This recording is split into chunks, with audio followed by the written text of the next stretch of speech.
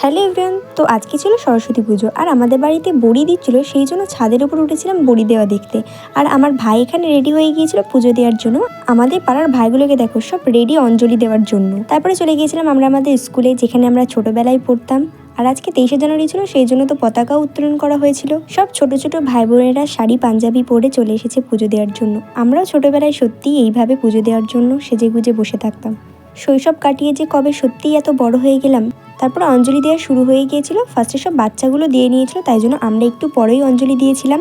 অঞ্জলি দেওয়া হয়ে গেলে কিছুক্ষণ দাঁড়িয়ে প্রসাদ নিয়ে বাড়ি চলে এসেছিলাম। আর বাড়িতে এসেই খেয়ে নিয়েছিলাম একটু মিষ্টি আর জল। তারপরে আমার এক দাদুর বাড়িতে পুজো হচ্ছিল, আমাদের অঞ্জলি দেওয়া হয়ে গেছিল, তাই জন্য অঞ্জলি দিতে পারলাম না, কিন্তু তাও দাদুর বাড়িতে গিয়ে একটু ঠাকুরটা দর্শন করে আসলাম। আর আমার একটা বই দিয়ে আসলাম, যাতে ঠাকুরের কৃপায় একটু পড়াশোনা হয়। তো পুজোর দিনটাও আমার এইভাবেই কেটে গেল। তাহলে আজকে ব্লগটা এতটুকু। ভালো লাগলে লাইক কমেন্ট, চ্যানেলটা সাবস্ক্রাইব করে দেবো। দেখা হবে অন্য একটা ব্লগে, ততক্ষণের জন্য টাটা।